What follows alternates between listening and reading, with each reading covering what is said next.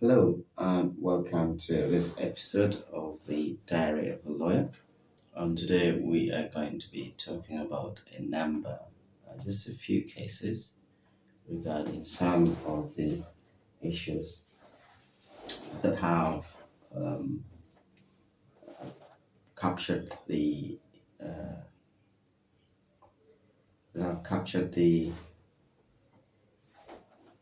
attention of public and the media in particular. And first among those is the case of the Dominion Incorporation, which specializes in voting systems against a news organization, which is Fox News International. This has been an ongoing dispute where Fox is alleged to have made untrue statements regarding Dominion machines that are related to the voting in the United States, which they claimed, according to the lawsuit, were amounting to defamation.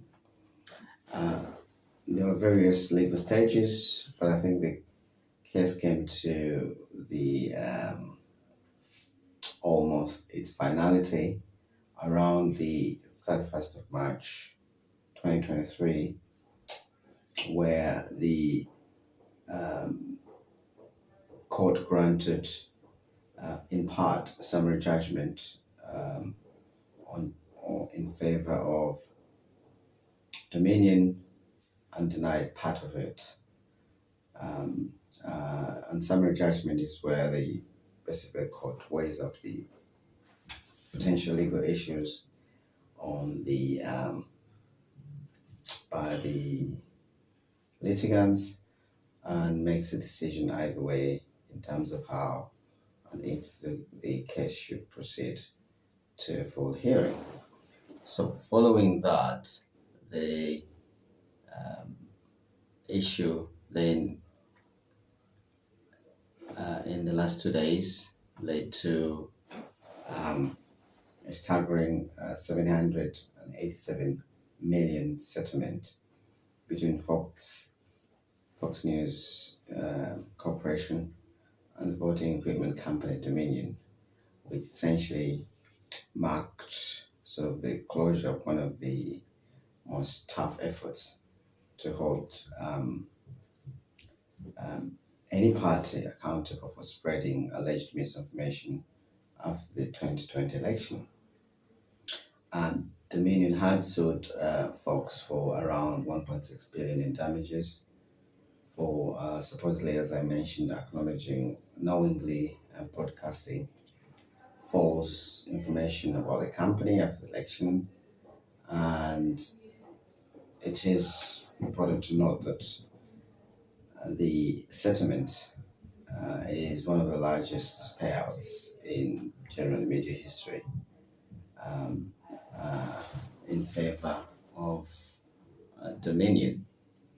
But I think what has since been discussed in the public sphere is that the whilst this may be a positive outcome for Dominion and sort of a bloody nose for the organization concerned, but the settlement will not undo the damage at the local level, where officials to continue to face harassment and pressure to get rid of the Dominion voting equipment. And it's also unclear, according to news reports, whether anyone at the network or its parent company will be fired or for airing false statements.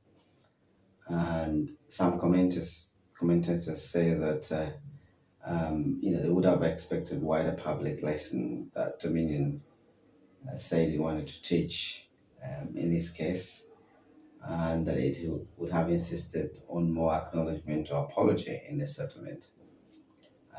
But I think typical in these cases is that part of the settlement is that no one openly, at least, admits fault per se, and both parties tend to make the settlements a matter of confidence.